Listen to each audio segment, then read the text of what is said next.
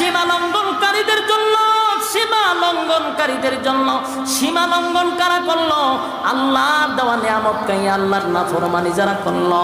যেমনে মনে চায় বান্দা তুই এমনে চলস, আমি আল্লাহ না তোরে কিছু নিয়ম কারণ দেখায়া দিলাম, লাগাম ছাড়া চলতেছস, যেমনে মনে চাই এমনি চলস। উলামায়ে কেরাম মিম্বরে বৈশা তোদেরকে নসিহত করে কানে ঢুকে না, ওয়াজ মাহফিলে তো ওয়াজ করে জান্নাত জাহান্নামের বয়ান করে তোরা শুনস না। তোর মন গড়া জিন্দেগি চালাইলি, লিত্তাগিনা মাআবা, সীমা লঙ্ঘনকারীদের জন্য জাহান্নাম। এই জাহান্নামে যদি আল্লাহ একবার ঢোকায় রে, উপায় থাকবে না, উপায় থাকবে না, উপায় থাকবে না। আমার যুবক ভাইরা, এই জাহান্নামের ভিতরে ঢুকলে উপায় নাই। দুনিয়ার কোনো আগুন সহ্য করার ক্ষমতা আমাদের নাই রে। একটা মোমবাতির আগুনে মাথা, আঙ্গুলের মাথা রাখা যায় না। সেই জাহান্নামের ভিতরে ভয়াবহ আগুনের মধ্যে আমাদেরকে ঢুকানো হবে। আল্লাহ বলেন লাবিসিনা ফিহা আহকাবা, যুগের পর যুগ, যুগের পর যুগ সেখানে তোমরা অবস্থান করতে হবে। দুনিয়ার কোনো কারাগারে গেলে ছোট ভাই বড় ভাই, পাতি নেতা বড় নেতা আছে, যে কোনোভাবে লগইন করে বাহির হওয়া যায়।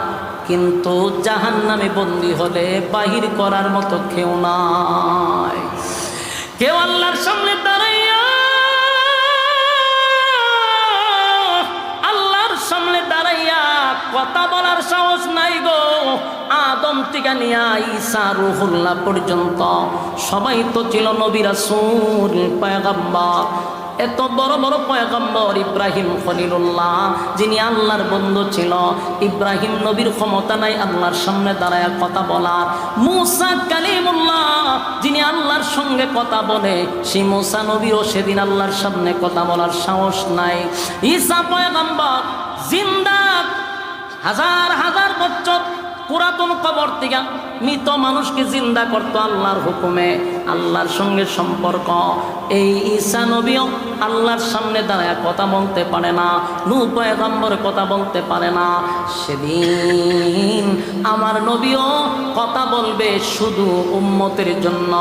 আল্লাহ বলবে বন্ধু আলাসাউ ঢুকতেছে, ইমানই নাই আমরা নামাজ পড়ে কি করতে, এটা ঢুকবো কো? ইমান নাই আপনি মানুষের সেবা করে কি করবেন, ঢুকবো কো? তাহলে মূল ফাউন্ডেশন হলো চিন্তা করছেন কত গুরুত্বপূর্ণ।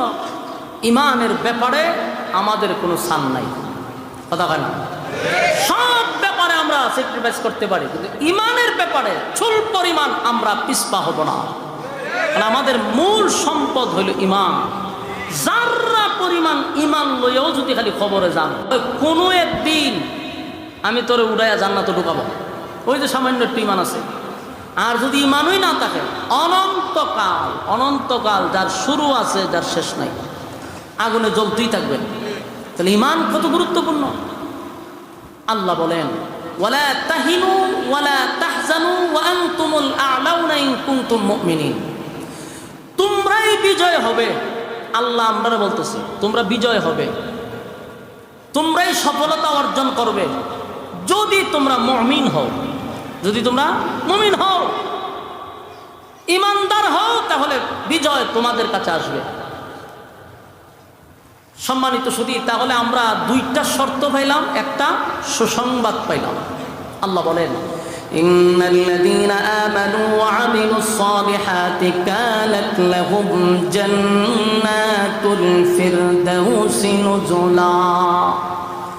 আল্লাহ বলেন এক নাম্বার শর্ত হলো যদি তোমরা ঈমান আনো। ঈমান আনবো কার উপরে? ঈমান আনবো এক আল্লাহর উপরে, যার কোনো শরীক নাই, যার কোনো সাথী নাই, সঙ্গী নাই। কুল হুয়াল্লাহু আহাদ, নবী আপনি বলুন আমি একক অদ্বিতীয়, আমার কোনো সাথী নাই, আমার কোনো সঙ্গী নাই। আল্লাহ রাব্বুল আলামিন তার বিষয় স্পষ্ট করছে, আমার কোনো সাথী নাই, সঙ্গী নাই, আমার কোনো ইলাহ নাই, আমি কারো কাছ থেকে জন্ম নেই নাই, কাউরে জন্ম দেই নাই। তাই আমরা যার উপরে ঈমান আনবো তিনি এক অদ্বিতীয়। আল্লাহ ছাড়া আমরা কারো কাছে মাথা নত করব না, আল্লাহ ছাড়া কারো কাছে চাইব না। ইন্না সালাতি ওয়া নুসুকি ওয়া মাহইয়ায়া ওয়া মামাতি লিল্লাহি রাব্বিল আলামিন। আমার নামাজ, আমার রোজা, আমার হজ, আমার যাকাত, আমার জীবন, আমার মরণ লিল্লাহি রাব্বিল আলামিন, সব কিছু আল্লাহর জন্য। সব কিছু কার জন্য? আমার জীবন মরণ সব কিছু মালিকের জন্য। তাই আমরা যার উপরে ঈমান আনব তিনি এক ও দ্বিতীয়, কারো মুখাপেক্ষী না, কারো উপর আল্লাহ ডিপেন্ড করে না। আমার মালিক বলেন আমি কারো কাছে চাওয়ার প্রয়োজন নাই, সমস্ত মাখলুকাত আমার উপরে ডিপেন্ড করে, আমি কারোর উপর ডিপেন্ড করি না। তাই আল্লাহ রাব্বুল আলামিন বলেন বান্দারে ঈমান যে আনবি শুধুমাত্র কেবলমাত্র একত্ববাদী খোদার উপরে ঈমান আনতে হবে। আল্লাহর উপরে ঈমান আনছেন ঠিক, কিন্তু আপনার ধ্যান ধারণা হলো আল্লাহর উপরে ঈমান আনলাম কিন্তু আমার সন্তান হয় না 10 বছরের ভিতরে, কিন্তু যদি অমুক মাজারে গিয়া মান্যত করি তাহলে আমার বাবায় সন্তান দিব। ঈমান আছে না গেছে? হ্যাঁ, আপনারা বললেন মালিক ছাড়া আর কেউ নাই, আল্লাহ ছাড়া কোনো মালিক নাই, দেনেওয়ালা একমাত্র আল্লাহ। তাহলে সন্তান যদি কোথাও গিয়ে আপনি মান্যত করেন চান, তাহলে এটা আল্লাহর উপরে পূর্ণ আস্থা হইল? কথা বলেন, সন্তান দেওয়ার মালিককে? সন্তান দেওয়ার মালিক আল্লাহ। তাই চাইতে যদি হয় আল্লাহর কাছে দোয়া করবেন, রব্বি হাবলি মিনাস সালিহিন, আল্লাহ আপনি আমাকে একটা নেককার সন্তান দান করেন। দোয়া করতে হবে মালিক এমন একটা সন্তান আপনি আমারে দেন যেই সন্তানের মাধ্যমে আপনার দ্বীন প্রতিষ্ঠিত হয়, আপনার দ্বীন প্রতিষ্ঠিত হয়, যেই সন্তানের দিকে তাকাইলে আমার কলিজা ঠান্ডা হয়। এই কথাগুলি মালিকের কাছে গভীর রজনীতে জায়নামাজে বৈশা যদি আপনি চাইতেন, আমার আল্লাহ আপনাকে সন্তান দিত। কিন্তু মানুষ এমনটা হয়ে গেছে, লাল শালুর কাছে গিয়া এক ব্যাগ খিচুড়ি দিয়া হয় বাবা সন্তান নাই। এই যে আপনি বাবার কাছে চাইলেন, মালিক বেজার হয়ে গেছে, বান্দারে আমি আল্লাহ বুঝি সন্তান দেওয়ার মালিক না, চাইলি বাবার কাছে। মালিক বলেন সব তো বরদাস্ত করি, কিন্তু একটা বিষয় আমি বরদাস্ত করতে পারি না, এটা হলো আমি আল্লাহ ছাড়া যদি বান্দা কারো কাছে চায়, এটা আমি সহ্য করতে পারি না। দুনিয়ার সব গুনাহ মাফ হয় গো, কিন্তু শিরিক নামক গুনাহটা আল্লাহ মাফ করে না। সাবধান সাবধান, ঈমান আমাদের সবচেয়ে বড় সম্পদ। এই সম্পদ যদি একবার কারো কাছ থেকে চলে যায়, দুনিয়াও বরবাদ, পরকালও বরবাদ, কোনো কাজে আসবেন আপনার, সব ধ্বংস হয়ে গেল। ছোট ছোট কথার মাধ্যমে ঈমান যায়। যেমন আমরা দেশে অনেক মানুষ বলে আমার ছেলেটা যদি বিদেশ না যাইতো না খাইয়া মরতাম, এরকম কথা কয় নেই? অনেক মানুষ বলে শ্বাসকল চা খায় আর ফুলাটা বিদেশ না গেলে উভয় আছেন না, বুঝে গেলাম বলে না খাইয়া। আল্লাহ বেজার হয় এই কথাগুলির দ্বারা, আল্লাহ বেজার হয়। ফার্মেসি গিয়া কয় আপনার ওষুধ না খাইলে কালকে বুকের ব্যথায় মারা গেল বলে, বোঝা গেল ফার্মেসির ওষুধ দেওয়ার পরে আপনি ভালো হয়েছে, অথচ ভালো করছে কে? এই জন্য ছোট ছোট কথাগুলি বলার সময় সাবধান, ছোট কথার মাধ্যমে ঈমান চলে যায়। আল্লাহ বলেন প্রথম নাম্বার শর্ত হলো ঈমান। যদি তোমরা ঈমান আনো, আমি আল্লাহ ওয়াদা দিলাম জান্নাতুল ফিরদাউসের মেহমান বানাবো। তাহলে ঈমান আনতেই হবে। এখন প্রশ্ন হলো ঈমান যে আমরা আনছি, যদি সত্যিকারের ঈমানদার আপনি আমি হয়ে থাকি, তাহলে লিখে রাখেন কসম খোদা ঈমানদারের উপরে ঈমানি পরীক্ষা হয়। ঈমানদারের উপরে ঈমানের পরীক্ষা হবে। পরীক্ষা ছাড়া আপনাকে জান্নাতে ঢুকতে দিবে না, কারণ এই দুনিয়াটাই হলো একটা পরীক্ষার হয়। আল্লাহ বলে বান্দা শুধু এই পৃথিবীটা হলো ক্ষণস্থায়ী, ক্ষণস্থায়ী, ক্ষণস্থায়ী, এটা থাকার জায়গা নয়। এই পৃথিবীতে কেউ থাকতে পারে নাই, না পারছে? এই পৃথিবীতে কেউ থাকতে পারে নাই, ক্ষমতা দিয়াও থাকতে পারে নাই। আল্লাহ কয় ফেরাউনের দিকে তাকায়া দেখ, আমি তারে থাকতে দিছি না। নমরুদের দিকে তাকায়া দেখ, আমি তারেও থাকতে দেই নাই, ক্ষমতা কম ছিল না। আল্লাহ বলেন তাদেরকে আমি ধ্বংস করে দিলাম, শুধু বড়ত্ব দেখাইছে, নিজের অনেক বড় দাপটশালী মনে করছে। আমি তাদেরকে মাটির সঙ্গে মিশায়া দিছি। আবু জাহেলটাও মাটির সঙ্গে মিশায়া দিছি। ঘুষ ধ্বংস করে দিছি, ট্রাম্পরেও ধ্বংস করব, এমনকি ওয়াংশাংসুচিরও আল্লাহ ধ্বংস করবে। আমরা আফারও কিন্তু আল্লাহ ধ্বংস করবে। যারা এই জমিনে জুলুম করছে, আল্লাহ আমি কাউরে ছাড়বো না। জুলুম মালিক পছন্দ করে না। এটা শুধু আফা না, আমিও যদি জুলুম করি আল্লাহ আমারও ছাড়বে না। জুলুম আল্লাহ পছন্দ করে না। বান্দারে জুলুম আমি আল্লাহ পছন্দ করি না। আমি বান্দাদেরকে ছাড় দেই বান্দার সংশোধন হওয়ার জন্য। ছাড় পাওয়ার পরে দেখা যায় বান্দা আরো নাফরমানি করে, আরো জুলুম করে। আল্লাহ কয় আমি কিন্তু নাটায় দূরে রাখছি। গুড়ি যখন আকাশে উড়ে, গুড়ি মনে করে আমি তো অনেক দূরে আছি, কিন্তু গুড়ি জানে না মালিকের হাতে আমার নাটায় লাগানো। টান দিলেই আমি মালিকের কাছে আসতে হবে। তাই আল্লাহ বলে বান্দারে জুলুম বরদাস্ত করতে পারি না। যুবক ভাইয়েরা, দুনিয়া নামক পরীক্ষার হলে প্রত্যেকটা মানুষকে পরীক্ষা দিতেই হবে। দুনিয়া ক্ষণস্থায়ী আর পরকাল চিরস্থায়ী। বলুন, দুনিয়া ক্ষণস্থায়ী, পরকাল চিরস্থায়ী। চিরস্থায়ী পরকালের সময় অনুযায়ী 60-70 বছর মাত্র কয়েক ঘন্টা। কয়েক ঘন্টার জন্য পৃথিবীতে আসছি একটা পরীক্ষা দেওয়ার জন্য। পরীক্ষার হলে পরীক্ষায় যদি ফেল মারি, অস্তিত্ব থাকবে না, উপায় থাকবে না। যদি পরীক্ষায় ফেল মারি, আবার যুবক ভাইয়েরা, বুদ্ধিমান ওই ব্যক্তি, ব্রেনি ছাত্র ওইটা প্রশ্ন পাওয়ার পরেই খাতায় লেখা শুরু করছে, কারণ সময় কম। আর কিছু কিছু ছাত্র দেখবেন বৈশা বৈশা গল্প করে, কলমে কামড়ায়। সময় কিন্তু দুজনেরই যাচ্ছে।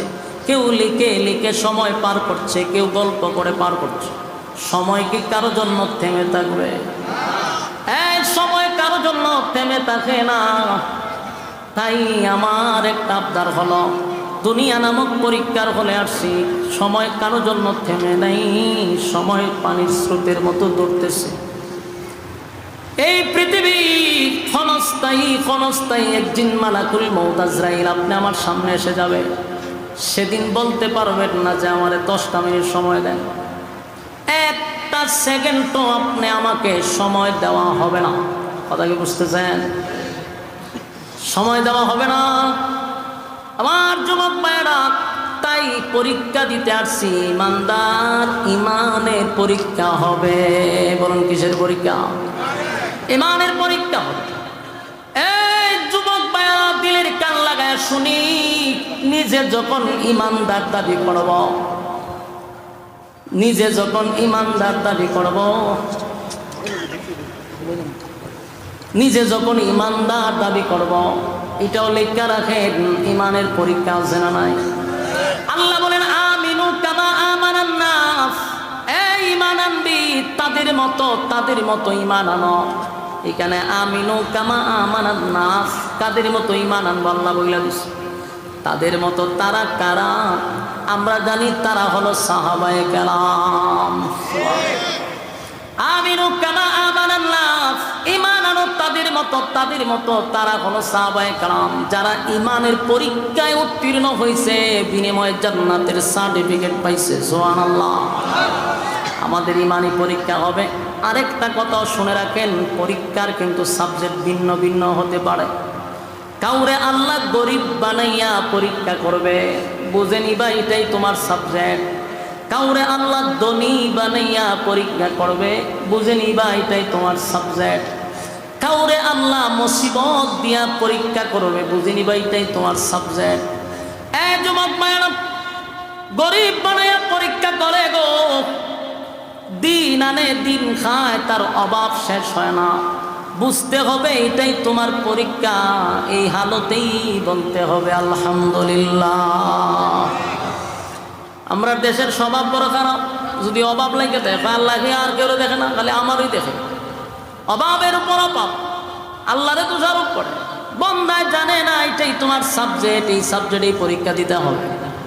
কাউরে আল্লাহ কোটি কোটি কোটি কোটি হাজার কোটি টাকার মালিক বানায়, ওই 1000 কোটি টাকার মালিকের সাবজেক্ট হলো ধনী। ধনী অবস্থায় মালিক তার পরীক্ষা নেয় রে। ওই পরীক্ষায় যদি উত্তীর্ণ না হতে পারস, ধনী তোর খবর আছে। গরিবের বেলায় পরীক্ষা হবে, গরিব তোর খবর আছে। মুসিবত দেয় মাঝে মধ্যে, আল্লাহ মুসিবত দেয়, বড় বড় মুসিবত আসবে, বিপদ একটার পর একটা আসবে। বুঝতে হবে সাবজেক্ট এটাই, আমার উপরে মুসিবত আসবে, মুসিবতের উপরে ধৈর্য ধারণ করতে হবে, ধৈর্য নিয়ে বলতে হবে আল্লাহ যেই অবস্থায় রাখছে, আলহামদুলিল্লাহ, আপনার ফয়সালার উপরে আমি সন্তুষ্ট। আমার যুবক ভাইরা, পরীক্ষা দিতে হবে। ঈমান নামক এই যে দৌলত আমাদের কাছে আছে, যদি দাবি করি আমি ঈমানদার, তাহলে অবশ্যই ঈমানের পরীক্ষা আছে না নাই?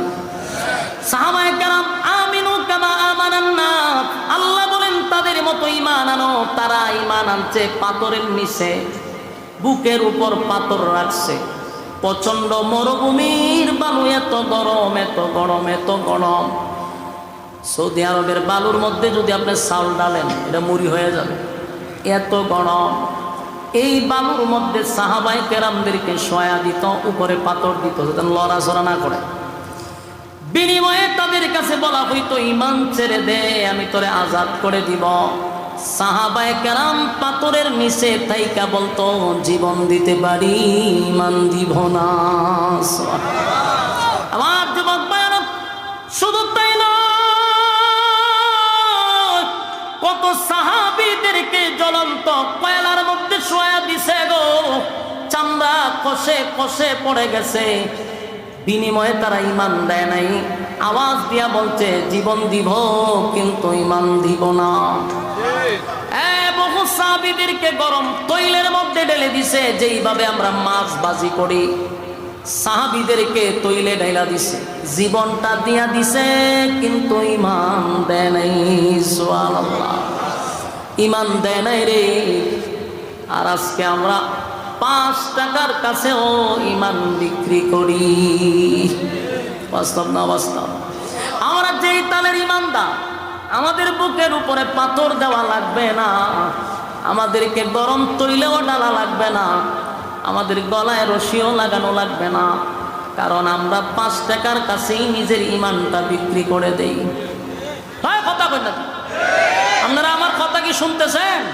হাত তুলে তো দিই, হাত তুলে না, হাত তুলে। আপনারা লক্ষণ খুব খারাপ দেখতেছে, আমি হাত তুলে একেবারে ডাড়া করে তুলে বলেন মোনাজাত পর্যন্ত, লড়াচড়া নাই। আমরা মোনাজাত দিয়ে যাবো ইনশাআল্লাহ। হাত তুললা কোন ইনশাআল্লাহ? লক্ষণ খারাপ তো এরা, হাত তুলে বলে আমরা মোনাজাতের আগে যাওয়া যাবি নাই ইনশাআল্লাহ। এখন মাইন্ড কার সিবাত ফলাইছি না, উঠবেন ওয়াদা বরখেলাপ। আর ওয়াদা বরখেলাপ হলো মুনাফিকের খাসলত। বলুন কিসের খাসলত? তখন যদি কেউ উঠে আপনারা স্লোগান দিবেন, কে যায় রে? মুনাফিক যায়। এই ইজ্জত থাকবো নি? কথা হয় না। তখন যদি ইজ্জত বাঁচাইতে চান তাহলে বই তাহলে লাগবো তো। আর যদি কোন বলো জোর আমার ইজ্জতই নেন, একটু বেজ্জিতে লোক, কেন জানলে না করে ইজ্জত বেজ্জিতে লোক কেন, তাহার দরকার নাই। লড়াচড়া আছে, লড়াচড়া মনোযোগ দিয়ে শোনেন। আমরা কি তৈলের মধ্যে বাজি করার লাগবো, বুকে ভাত্তর দেওয়ার লাগবো? আমরা 5 টাকার কাছে ঈমান বিক্রি করি। কবেন এটা কীভাবে সম্ভব? বুঝুন, এটা বাস্তব। এখন আইছে নির্বাচনের মৌসুম। কিসের মৌসুম? ধুমধারাক্কা নির্বাচনের মৌসুম চলতেছে। বহু নেতা দেখবেন মাশাআল্লাহ এখন মাথার টুপি লাগাইব, কথা কয় না? সারা জীবন টুপির বিরুদ্ধে, কিন্তু অহন টুপি লাগায়, পাঞ্জাবিও লাগায়, লাগাইয়া পুরা মৌলবি সালাম আল কি দেয় সবাই। আয়া ওয়াজ আয়া ছেড়া মন চাই ওয়াজও করে। ওরে বাপরে বাপ, বাপরে বাপ, চতুর্দিক দিয়ে এখন খালি মৌলবি। সারা জীবন না টুপিদারের বিরুদ্ধে কথা বলে, তো ইলেকশনের মৌসুম আইলে এরা মাথার টুপি দালায়। প্রত্যেকটা নেতার মাথা দেখবেন টুপি আছে, পাঞ্জাবি লাগায়, লাগায় সালাম আল কি দেয়। তো দেখবেন বর্তমান গ্রামগঞ্জে, শহরে কোন যেখানেই কোন শাসটলগুলো এখন দেখে রমরমাট, জমজমাট। বাস্তব না বাস্তব? শাসটলে গিয়া দেখবেন একটা চেয়ারও খালি নাই। এটা সংসদ ভবনের মতো। মাননীয় স্পিকার হলেন যিনি ক্যাশবাসের সামনে বসে থাকেন, উনি হলেন স্পিকার। আর সবাই সংসদ সদস্য। এখানে বৈশাখ গল্প আড্ডা চলতেছে, আর মাঝে মধ্যে নেতারা ঢুকে সালাম আল কি দেয়। সালাম দেওয়ার পরে কয় আপনারা কি চাটা খাইছেন? না খাইছি না। তো সবাই রং চা মার, দুমসে রং চা দেয়, ইচ্ছা মতো রং চা খায়। খাওয়ার পরে কয় ভোটটা কারে দিবেন? কোরআন সাদি খাওয়াইছেন আপনি, বুট আপনাকে দিতে হবে। নেতায় খুব খুশি, সালামালকে আরেকটা দিয়ে জায়গা, কিন্তু যারা চা খাইছে এরা উঠে না। এরা কি উঠে গেছে গা না আছে? এরা বইয়ে রয়েছে যে খালি ফাটি না আরো আইবে। কতক্ষণ পরকে দেখা যায় আনারস মার খাইছে, আইয়া দিছে আরেকটা সালামালকে দেয়া হয়, আপনারা কি চাটা খাইছেন? আর বুট টুট কারে দিবেন সিদ্ধান্ত হয়েছে না? কোনো সিদ্ধান্ত হয়েছে না। তা আগে যে দিলাইলে আরেক বেটারে সিদ্ধান্ত বলে হয়েছে না। হ্যাঁ বেটা হইতে খাওয়া জনমের খাওয়ানি খাওয়া, দুধ চা খাওয়াইছে, দুধ চা অহন বুট কারে দিবেন? সব বনাস দুধ চা দিয়ে আপনি খাওয়াইছেন, বুট তো আপনারা দিতেই। নেতায় খুব খুশি, সালামালকে দিয়ে নেতায় গেছে গা, কিন্তু এই ভাবলি কখনো উঠে না। ঠেঙ্গের উপরে ঠেং লাড়ায়, কতক্ষণ ফরাইছে গুরু মার্কা, গুরু মার্কায় সালামালকে দিয়ে ছেড়ে কয় আপনারা কি কিছু খাইছেন টাইছেন? বেশি বালা জিনিস এখনো ফেটে পড়ছে না, হয়তো কফি মাত, কফি খাওয়ানোর পরে জায়গায় বুট কারে দিবেন? কয়েকজন হার হয়েছে সব বনাস, সারা জীবন রং সার কাপড় আনছি, এখন তো কফি খাইছি। বুট আপনারই দেওয়া লাগবে, বুট আপনারই দেওয়া লাগবে। বলুন তো দেখি বুট কয়টা? কই আইসি বাস করতাম, গুরুস্থান আমার লাইন লাগে। বুট কয়টা দিছে? কয়জন? ইমান আছে না গেছে? ঠিকই ৭০ দেওয়া লাগবে বুহ না ৫ টাকার কাছে দেয়? সার কাছে ইমান বিক্রি করে লাগ। হাই রে মুসলমানের ঘরের মুসলমান, তোর বুক ৭০ দেওয়া লাগবো নি? তো রং সা একটা মাল লই, তোর ইমান লইয়া যাওয়া যায়। কি তালের ইমানদার চিন্তা করছে? দেশে একটা শুরু হয়েছে এখন নির্বাচনের মৌসুম, ৫ টাকার কাছে ইমান বিক্রি করবেন না। আর ওয়াদাই একজনটা যদি কোন বলে বুট দিমু তো হেরে দিবেন, আপনি কেন হেরে কইবেন, হেরে কইবেন, হেরে কইবেন? এই ফাঁসমুখী কেন হয়েছে? তো মুনাফিক, মুনাফিকের পরিচয় দিলেন, ইমান বিক্রি করলেন। আল্লাহ হেফাজত করবে। আগামীর নির্বাচন আমরা যদি চাই, টুফিওয়ালাদের নির্বাচন হবে ইনশাআল্লাহ। কথা কয় না ইনশাআল্লাহ? এনে হয়েছে না? ওই যে চরমনার হিসাবে একটা স্টেজও কইছিল যে আপনারা যদি মুনাফিকি না করেন তাহলে আগামীর বাংলাদেশটা হবে ইসলামের বাংলাদেশ। স্টেজও বইয়া কইছিল। কিন্তু এখন কি এই ওয়াদাত আছে? ওয়াদাত নাই তো। এখন বিভিন্ন দলে ভাগ হইতেছে, প্রতিদিন বক্তব্যে মানুষকে সচেতন করতেছি আমরা। মাঝে মধ্যে আমরা প্রায় সময় বলি যে ভাই ঐক্যের জন্য কিছু ছাড় দিতে হয়। ঐক্যের জন্য আপনারা 5 জনের লাগে আমি ঐক্য হব, আমার টুপির মাথার যে কোয়ালিটির আছে, এই কোয়ালিটি কি 5 জনের মাথাত আছে? একজনের নেশা, একজনের উষা, একজনের ডিলা। তখন আমি ঐক্য করতে গেলে আমার টুপির ভাই চাইলে চলবো যে এই ভাষটা আমার টুপি পড়ছে না, সাথে মিললে যা। এটা কি ঐক্য হওয়া সম্ভব? ঐক্য হইতে গেলে কেউ 5-7 লম্বা টুপি থাকতে পারে, কেউ সুকা টুপি থাকতে পারে, কেউ নেশা টুপি থাকতে পারে, কিন্তু আমার ঐক্যের স্বার্থে আমাকে ছাড় দিতেই হবে। কিন্তু আল্লাহ, আমরা এমন এক জাতি, আমরা মধ্যে ছাড় নাই। আপনি কারো পক্ষে হইলেন, যদি হের পক্ষে হন তাহলে আপনারা বাহ দিতে দিতে আসমান উঠাইব। আর কোনো অ্যাঙ্গেলে যদি তার বিরুদ্ধে একটু বলেন তে আপনারা আবার আসমান থেকে 7 তবক জমিনের নিচে দাফন করে লাগব। এটা না হলে বাংলাদেশ, এটা না। সম্প্রতি আপনারা জানেন আমার ফেসবুক পেজ আছে, ভেরিফাই ফেসবুক। তো মাঝে মধ্যে আমি বিভিন্ন বিষয় নিয়ে, আমি তো আর রাজনীতি করি না ওইভাবে, আমার যেটা ভালো লাগে আমি এটা গবেষণা করি আমি একটা পোস্ট করি আমার ফেসবুক পেজ থেকে। আমি লেখালেখি মাঝে মধ্যে করি। যখন বিশ্ববিদ্যালয়ে শিবিররা যখন তাদের বিজয় আসলো, পরাজয় হলো অন্যরা, আর শিবিররা বিপুল ভোটে তারা বিজয় লাভ করছে, আমরা তাদের পক্ষে লেখালেখি করছি। বিশেষ করে আমি তাদের রাজনীতির কাঠামো, তাদের ডিসিপ্লিন, সব বিষয় নিয়ে আমি একটা পোস্ট করছি যে বাংলাদেশে যদি কেউ রাজনীতি করেন আগে জামাত থেকে রাজনীতি শিখেন। কেন বলছি? তাদের সব সাইডগুলো খুব সুন্দর এবং ডিসিপ্লিন, শৃঙ্খলা আছে এটার মধ্যে। আপনি আমার মতো কামড়াকামড়ি করেন এরা প্রত্যেকটা জায়গাতে আপনি এদের অনুমতি নিয়ে আপনি কাজ করতে হবে। এই জন্য আমি আমার ওই দৃষ্টিভঙ্গিতে বলছি রাজনীতি শিখতে গেলে এদের কাছ থেকে শিখুন। এখন এদের একটা প্রশংসা করলাম, এখন দেখা গেল আমার দলের লোক আমার 14 গোষ্ঠী উদ্ধার করে আমার দাফন করে দিচ্ছে। ওরে বাইরে, তুই তো বুঝতি আমার লেখার মর্ম তো বুঝতে হইব। তোরা কে বলছে রাজনীতি করতি? তুই কোন দৃষ্টিভঙ্গির থেকে আমি লেখালেখি করছি? তোর যদি এতটুকু বুঝার জ্ঞান না থাকে তুই রাজনীতি করা লাগবে না, তুই ফুটপাতে গিয়া চা বিক্রি কর। তোরা কে বলছে রাজনীতি করতি? লেখার মর্ম বুঝতে হবে যে কোন অ্যাঙ্গেল দিয়ে লেখছে, কেন লেখছে। আমি পুরাটা পড়ি, তারপর আমার বিবেকের কাছে প্রশ্ন করি লেখার ধরন কোন দিকে গেছে। না আপনারে 7 তবক জমিনে নিচে দাফন করে নিচ্ছে, আমার দলের লোকে দাফন করে নেব কেন অন্য লোকের লোক। আচ্ছা গেল এটা। গতকালকে আমার ফেসবুক পেজ থেকে আমি একটা পোস্ট করছি বিএনপির ভারপ্রাপ্ত চেয়ারম্যান তারেক রহমানকে নিয়ে। কেন পোস্ট করছি বোঝার চেষ্টা করেন। আমি প্রোগ্রাম করে আসার সময় ওনার একটা বক্তব্য শুনছি বিবিসি নিউজে। আগাগোড়া পুরোটা শোনার পরে আমার যে জিনিসটা সবচেয়ে ভালো লাগছে, যার কারণে ওনার প্রশংসা আমি করছি। এখন ওনার প্রশংসা করছি কি ওনার দলের লোক, আমি কথা হয় না। প্রশংসা কেন করছি, প্রত্যেকটা মানুষের একটা ভালো দিক আছে, সব মানুষের খারাপ না, কিছু কিছু মানুষের ভালো দিক আছে না নাই। আওয়ামী লীগ তো ফ্যাসিস্ট, সবচেয়ে খারাপ দল, কিন্তু আওয়ামী লীগের মধ্যে কি সব খারাপ ছিল? কিছু ভালো লোক ছিল না? অনেকে অস্বীকার করতে পারবেন। বিএনপিরে আমরা সবাই করি এটা সাদাবাজি করে, দুর্নীতি করে, অনেক কিছু গালাগালি করি। বিএনপির মধ্যে কি ভালো লোক নাই? সাদাবাজি খালি বিএনপির মধ্যেই হয়? এনসিপি তো সবচেয়ে জনপ্রিয় সবার কাছে, এনসিপির মধ্যে কি সাদাবাজি নাই? উপদেষ্টারা যে চেয়ারও বইয়া রয়েছে, এরা কি সাদাবাজি করতেছে না?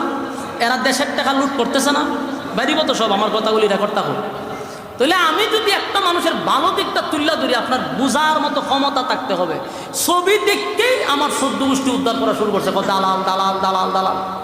তোরে কেটা বলছে ফেসবুক চালাইতি, তুই সারাদিন টিকটকও থাকস, সারাদিন আখাম কুখাম দেখস, এটা তুই থাক। তোরে কেটা বলছি এই সমস্ত লেখালেখি পড়তি, যাই লেখা পড়ার পরে তোর বুঝ নাই, তোর কে বলছে লেখালেখি পড়তি, আয়াল দালাল দালাল শুরু করেছি। যা, আমি একটা দল করি জানেন, আমি আরেক দলের প্রশংসা করলে বুঝতে হবে এখানে কোনো একটা অ্যাঙ্গেল থেকে, কোন দৃষ্টিভঙ্গির থেকে, এটা বুঝতে হবে না।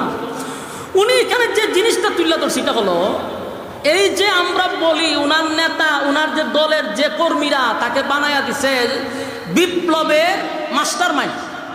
দেখছেন না স্লোগান দেয় তারেক রহমান, আপনি জানেন কি বিপ্লবে কিটা 5ই আগস্টের নেতা আপনি, অথবা মাস্টার মাইন্ড আপনি, বলেন এরকম স্লোগান।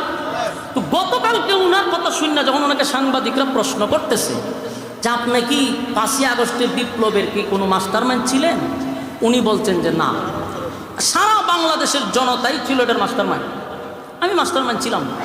এবং কারা কারা এটার মধ্যে অংশগ্রহণ করছে, এর মধ্যে একটা হলো মাদ্রাসার ছাত্রদের কথা বলছে। আমার এই জায়গাটা ভালো লাগছে। কেন ভালো লাগছে?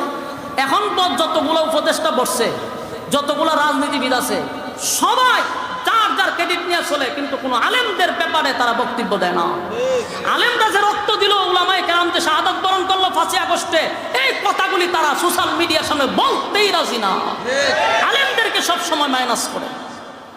আমার কাছে এই জিনিসটা ভালো লাগছে, যেটাই হোক একটা দলের সর্বোচ্চ নেতা, উনি যেহেতু বলছে মাদ্রাসার ছাত্ররা জড়িত ছিল, এই কথাটা আমার ভালো লাগছে, তাই আমি লিখছি। উনার কথাগুলি আমার কাছে ভালো লাগছে। উনি একজন রাজনীতিবিদ হিসাবে যে কথাগুলি তুলছে সুন্দর সাবলীল ভাষায়, সব কথাগুলো তুলে ধরছে। কিছু মাথা মোড়া আছে, একেবারে নিম্ন শ্রেণীর কিছু লোক আছে, এখানে এসে আমার দালাল হইয়া আমার 14 গোষ্ঠী উদ্ধার করে দিচ্ছে। কথা বুঝতেছে? ওই ব্যারিস্টার সুমন ছিল আমাদের সোনারঘাট মাতুবপুরের এমপি, নাম শুনছেন না? এমপি হওয়ার আরো 3 বছর আগ থেকে তার সাথে আমার একটা সুসম্পর্ক ছিল। এলাকা হিসাবে আমার বাড়িতে তার বাড়ি খুব কাছে, আমার সাথে সুসম্পর্ক ছিল, আমার সম্মান করতো, ভালোবাসতো। উনি আমার ওয়াজেরও বক্ত ছিল এবং আমার গজল আজানগুলি উনি শুনতো। এই কারণে এক মাহফিলে গেছিলাম, পরে উনি আমার সাথে এমনি সম্পর্ক হয় এমপি হওয়ার 3 বছর আগ থেকে। পরে হইল উনি এমপি। এখন সম্পর্ক যে 3 বছর আগে সেটা কি বাদ দেওয়া সম্ভব? এমপি তো হচ্ছে পরের না। তখন ওনার সাথে সম্পর্ক, উনি আমার ফোন টোন দেয়, ভালো করে জিগায়। উনি এমপি হওয়ার পরে যে প্লাস পয়েন্টটা ছিল, আমার মাদ্রাসার মাহফিল এর আগের এমপি থাকতে মাহফিল করতে দিছেন আমার, বহু যুদ্ধ করে সংগ্রাম করে আমার মাহফিলটা করতে হয়েছে। আর এমপি যখন সমান হলো তখন হলো যে কোনো অনুমতি লাগতো না মাহফিল করান, কেটা বাধা দেয় আমার জানাইবেন। তা আমি এই লোকের দালালি করতাম না, তো তোর দালালি করতাম। এটা কি দালালি হয়ে গেছে? এটা তো দিনের দালালি নয়। সে আমার আগের থেকে তার সম্পর্ক, এখন আমার দালাল বানিয়েছে, সুমনের দালাল। আমার মাহফিল করতে দিল না আগের আওয়ামী লীগ এমপি মন্ত্রী, সে এমপি হওয়ার পরে বলছে কোনো অনুমতি নাই মাহফিল করান, কেউ বাধা দিলে আমারে বলবেন আপনি। তা আমি তার গান গাইব না, কি তোর গান গাই করে আমি গেছে দালাল। অথচ সুমন ভাই বলতে পারবে না যে তার কাছে আমি নিজের স্বার্থে 10টা টাকা ওনার কাছে আমি চাইছি। আমি তো স্বয়ং সম্পূর্ণ, আমি আরেকজনের কাছে কি চাওয়া লাগে? তাই আমার চাওয়ার দরকার আছে। যেই পরিমাণ ইজ্জত আর সম্মান আপনারা দেন, এর চেয়ে বেশি সম্মান আর কি লাগে? তো এগুলা নিয়ে যে লেখালেখি করেন দালাল মালাল কইয়া, কার মাথায় কুড়াল মারতেছেন? এগুলা করলে কি ঐক্য হবে কোনোদিন? কথা কয় না। ঐক্য হইতে গেলে ছাড় দিতে হবে। ঐক্য হইতে গেলে যদি বাংলাদেশের সব টুপিওয়ালা এক হয়, কসম খোদা এদেশে ইসলাম বিজয় হবে, এতে কোনো সন্দেহ নাই, কোনো সন্দেহ নাই। যদি আমি আপনার মন ঠিক থাকে, মুখে বললাম একটা, অন্তরে আরেকটা, কোনোদিন ইসলাম বিজয় হবে না। আমি আশরাফি 1 মাস ধরে ঐক্যের গান গাইতেছি, আর আমারে বানাই দিছে এখন বিএনপি দালাল। এদের কি পরিমাণ নিম্ন মন মানসিকতা চিন্তা করছেন? কতটুক নিম্ন মন মানসিকতা, আর কত কম শ্রেণীর মানুষ, নিম্ন শ্রেণীর মানুষ হলে একজন আলেমকে যে কোনো দলের দালাল বানাই দিতে পারে। আল্লাহ আমাদেরকে এই সমস্ত হিংসার থেকে হেফাজত করে রাখ। আমার যুবক ভাইরা, আমরার পিছনে মাটি নাই, পায়ের নিচে মাটি নাই, পিছনে দেওয়াল টিকে গেছে। বারবার আমরা টিস্যুর মতো ব্যবহার হচ্ছি। দিন শেষে উলামায়ে কেরাম আয়না করে যায়, দিন শেষে আমরা জেল খাটি, দিন শেষে আমাদের হাতের মধ্যে বেরি লাগানো হয়, অথচ আমরা প্রত্যেকটা দলের টিস্যু হই। আমি তো বারবার বলি, কারো পা ছাটার আমাদের দরকার নাই, খালি টুপিওয়ালা গুলার এক জায়গায় করেন, কারো পা ছাড়তে হবে না। ওই দলের নেতারা আমাদের পা ছাড়তে বাধ্য হবে। মানে দেশে 96% মুসলমান, এই দেশের মানুষ আলেমদেরকে সম্মান করে, ইমামদেরকে ইজ্জত করে। ইমামরা যদি ডাক দেয়, একটা মহল্লা একত্রিত হয়ে যায়, একটা ইসলামিক নেতা যদি ডাক দেয়, গোটা ডাহা শহর অচল হয়ে যায়। সেখানে অন্য দলের ফাঁসাটার আমাদের কি দরকার? কিন্তু আমরা তো ইয়া করতে পারি, ওদের টুপি লইয়া গতাগতি, পাঞ্জাবি লইয়া গুতাগুতি হয়, এর গলা কাটা না কেড়ে, এর কলার ওলা কেড়ে, এ লেগে যাবে দরবার। আল্লাহ আমাদের এই সমস্ত হিংসার থেকে হেফাজত করে দান। আমার যুবক ভাইরা, ইসলামের ক্ষেত্রে, দিনের ক্ষেত্রে যদি আমি আপনি স্যাক্রিফাইস না করি, তাহলে আমাদের অবস্থা হবে মারাত্মক। মুসলমানদের আজকে অধপতন এর একটাই কারণ হলো ঐক্য থেকে দূরে সরে যাওয়া। মুসলমান আজকে মার খাইতেছে কেন জানেন? শুধুমাত্র ঐক্য না থাকার কারণে। আজকে 85% সম্পদ এখনো মুসলমানের হাতে, কিন্তু গোটা বিশ্বে মুসলমান মার খায়, মুসলমানরা একত্রিত হতে পারে না। ইরানরে মারলে সৌদি আরব ভেবে হাসে, হ্যাঁ? মুসলিম দেশ একজনে মারতেছে, এরা অস্ত্র দেয় কেন? সব মুসলিম রাষ্ট্র যদি এক হইতো, আমেরিকার বাপের ক্ষমতা আছে যে মুসলমানের উপর আক্রমণ করত, গাজাকে ধ্বংস করার সাহস থাকতো যদি মুসলমানরা মুনাফিকি না করতো, এই আরব দেশগুলো যদি মুনাফিকি না করতো, তাহলে ইসরায়েলের একটা মা বোনও, ফিলিস্তিনের একটা মা বোনও আজকে এই বাংলাদেশ, এই পৃথিবীর থেকে তারা চলে যেতে পারতো না, রক্তাক্ত হইতো না, দর্শিত হইতো না, লাঞ্ছিত হইতো না, অপমানিত হইতো না, শুধু আমাদের মুনাফিকের কারণে। আল্লাহ আমাদের এই মুনাফিকের থেকে হেফাজত করে। আব্দুল্লাহ ইবনে সাবা পৃথিবীর সর্বপ্রথম মুসলমানদের ঐক্যের মধ্যে ফাটল ধরেছিল। আব্দুল্লাহ ইবনে সাবা মুসলমানের লেবাস নিয়া, সে ছিল ইহুদি, কিন্তু লেবাসটা ছিল মুসলমানরা গোটা পৃথিবী শাসন করছে। হযরত উমরের আঙ্গুলের ইশারায় অর্ধ পৃথিবী পরিচালিত হইত। কিন্তু উসমানের সময় 12 বছর শাসন করার পরে এই আব্দুল্লাহ ইবনে সাবা ইহুদি মুসলমানের বেশ দুইরা আইসা মুসলমানদের ঐক্য নষ্ট করছে। আজ ঐক্য হইল না, কাইল ঐক্য হইল না। যেদিন মুসলমানরা ঐক্য হবে, কসম খোদা এই জমিনে কালেমার পতাকা উড়বে, এতে কোনো সন্দেহ নাই। ঐক্য হইতে রাজি আছেন ইনশাআল্লাহ? হ্যাঁ, কথা হয় না? আমরা যদি ঐক্য হই, বাংলাদেশে আর কেউ রে গণার আমরা দরকার নাই, শুধু আমরা ঐক্য হয়ে গেলে। কিন্তু এখন তো বলছে ঠিক মাহফিলের পরে শেষ। বাস্তব না বাস্তব? আল্লাহ রাব্বুল আলামিন বলেন, আমিনু কামা আমানান নাস, আমিনু কামা আমানান নাস, তোমরা ঈমান আনো তাদের মতো যারা ঈমান আনছে। তারা হলো সাহাবায়ে কেরাম। আমার যুবক ভাইরা, ঈমানের পরীক্ষা দিতে গিয়া তারা তৈলের মধ্যে পর্যন্ত চলে গেছে, জ্বলন্ত কয়লার মধ্যে তারা চলে গেছে, বুকের উপর পাথর রাখছে, ঈমান ছাড়ে নাই। আর আমরা আজকে শাস্ত্র লেগে বিক্রি হয়ে যায়। এই জন্য আমি বলছি, রব্বে কারিম বলেন, বান্দারে শর্ত তো দিলাম মাত্র 2টা, এর মধ্যে একটাই হলো ঈমান, আর একটা হলো নেক আমল। ঈমানটা লইয়া যদি কবরে আসস, নেক আমল লইয়া যদি কবরে আসস, ওয়াদা দিলাম জান্নাতুল ফিরদাউস আমি তোদেরকে দিয়া দিব। সুবহানাল্লাহ। কিন্তু ঈমান নামক পরীক্ষা দিতে হবে, ঈমান নামক পরীক্ষা দিতে হবে। সুমাইয়া রাদিয়াল্লাহু তাআলা একজন মহিলা হইয়া ঈমানের পরীক্ষা দিছে। ফেরাউনের বউ আসিয়া ইমানের পরীক্ষা দিছে। আমার যুবক ভাইরা, ইমানের পরীক্ষায় তারা উত্তীর্ণ হয়েছে। আসিয়া ছিল ফেরাউনের বউ, কালেমা পড়ার কারণে মুসা পয়গম্বরকে পয়গম্বর মানল, একত্ববাদী খোদার উপরে ঈমান আনল। ফেরাউন আসিয়ারে পর্যন্ত প্যারাক মানল। প্যারাক বুঝেননি?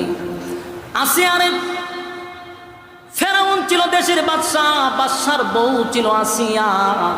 সেই আসিয়া ইমানের জন্য পরীক্ষা দিছে, হাজার হাজার মানুষের সামনে আসিয়ারে উলঙ্গ করছে। নাউজুবিল্লাহ। আমার যুবক ভাইরা, দিলের কান লাগায় শুনি, একটা মহিলা, পৃথিবীর 4 জন মহিলা আছে শ্রেষ্ঠ, পৃথিবীর 4 জন মহিলা হলো শ্রেষ্ঠ। এর মধ্যে একজন হলো আসিয়া। ফেরাউনের বউ, কাফেরের বউ হইয়া পৃথিবীর 4 জন মহিলার মধ্যে একজন মহিলা আছে। সেই আসিয়া ইমানের পরীক্ষা দিছে রে, হাজার হাজার মানুষের সামনে ফেরাউন তার বউকে মাটির সঙ্গে শোয়া দিল, কাঠের উপরে রাইকা হাতের মধ্যে প্যারাক মারছে, পায়ের মধ্যে প্যারাক মারছে। চামড়াগুলি শরীর থেকে যেইভাবে আমরা খাসি জবাই করার পরে চামড়া ছিলি, আসিয়ার শরীর থেকে চামড়াগুলি টেনে টেনে খোলা হয়েছে। প্রচন্ড রুদ্রের মধ্যেই চামড়া শরীর থেকে সরাইয়া রুদ্রের মধ্যে শোয়া রাখছে।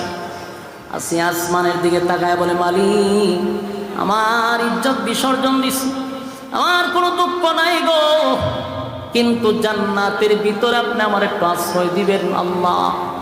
এই জালেম আমার হাজার হাজার মানুষের সামনে উলঙ্গ করে দিল, আমার ইজ্জতটা আমি বিসর্জন দিলাম, এই বিনিময়ে শুধু আপনার কাছে জান্নাত চাই।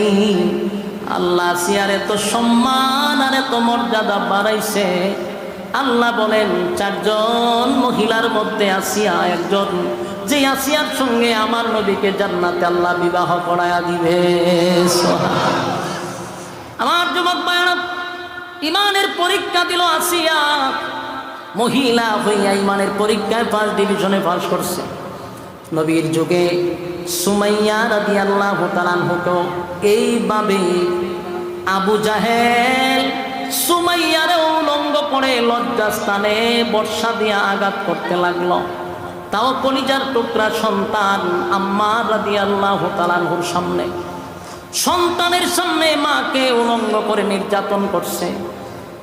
শাহাদাতের আগ পর্যন্ত সুমাইয়া তার সন্তানকে নসিহত করলো, বাবারে, আমি হয়তোবা দুনিয়ার থেকে বিদায় হয়ে যাব, কিছুক্ষণের ভিতরেই আমি হয়তোবা শাহাদাত বরণ করব, কিন্তু আমি এমন সন্তান জন্ম দেই নাই যেই সন্তান বেঈমানের কাছে মাথা নত করবে।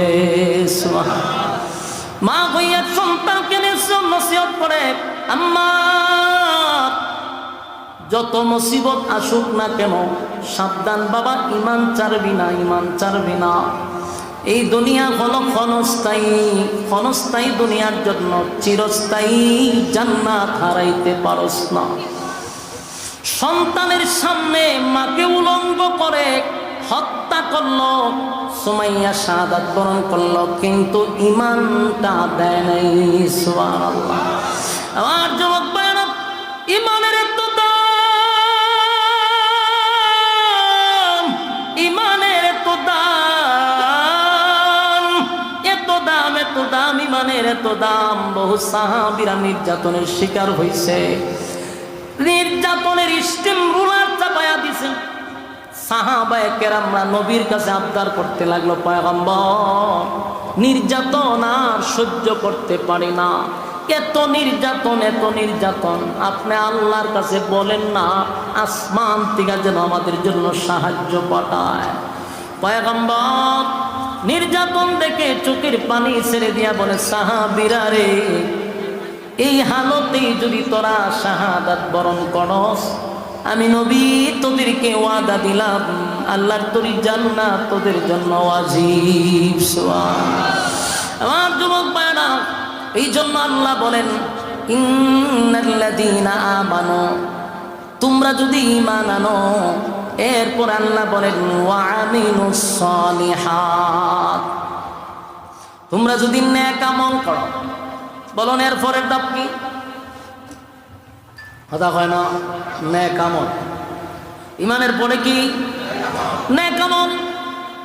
এখন আমরা রে আল্লাহ বলছেন ইমানের পরে তোমরা নেক আমল করো। এই যে ওয়াজ মাহফিলে বসছেন, প্রচন্ড গরমের মধ্যে আপনারা বসে আছেন মৌমাছির মতো, বাজার ঘাট বাদ দিয়া, আরামের বিছানা ছেড়ে দিয়া নরমাল বিছানার মধ্যে বসে আছেন। এটাও নেক আমল, নেক আমল। এই নেক আমলের বিনিময়ে আল্লাহ ফেরদাউস দান করবে। সুবহানাল্লাহ আছে। আমার যুবক ভাইরা, আল্লাহ বলেন আমি তোদেরকে বানাইছি শুধুমাত্র কেবলমাত্র আমার গোলামির জন্য, গোলামির জন্য, গোলামির জন্য। বান্দারে, আসমান জমিন সূর্য চন্দ্র গ্রহ নক্ষত্র পাহাড় পর্বত সাগর নদী নানা খাল বিল কীট পতঙ্গ যা দেখি যা আমরা দেখি না, সব সৃষ্টি জগৎ আমার আল্লাহ বানাইছে বান্দা তোর গোলামির জন্য। সুবহানাল্লাহ। জবান বন্ধ রাখবেন না, আল্লাহু আকবার। সমগ্র সৃষ্টি জগৎ আমাদেরই গোলামি করে, কিন্তু শর্ত আল্লাহ বলছেন বান্দা তুই শুধু আমার গোলামি করবি। তুই আমার গোলামি করবি, আমারে সেজদা দিবি, আজাগায় বেজাগায় সেজদা দিবি না, আজাগায় বেজাগায় চাইবি না। যদি চাইতে হয় আমার কাছে চাইবি, মাথা যদি নত করতে হয় আমার কাছে করবি। তাম পৃথিবীর মাখলুকাত বান্দা তোর গোলামি করতে বাধ্য। সূর্য এই পৃথিবীর থেকে 13 লক্ষ গুণ বড়, 13 লক্ষ গুণ বড়, 9 কোটি 30 লক্ষ মাইল উপরে সূর্যটা। এত বড় সূর্য বান্দা তোর গোলামি করে, তোর গোলামি করে। বান্দারে, সাগর নদী নালা খাল বিল তোর গোলামি করে, তুই শুধু গোলামি করবি আমার। কারণ আমি তোরে অনর্থক বানাই নাই, অকারণে বানাই নাই বান্দা, নিজ প্রয়োজনে বানাই নাই, খাওয়ার জন্য বানাই নাই, ঘুমানোর জন্য বানাই নাই। আফা হাসিবতুম আন্নামা খালাকনাকুম আবাসান ওয়া আন্নাকুম ইলাইনা লা তুরজাউন।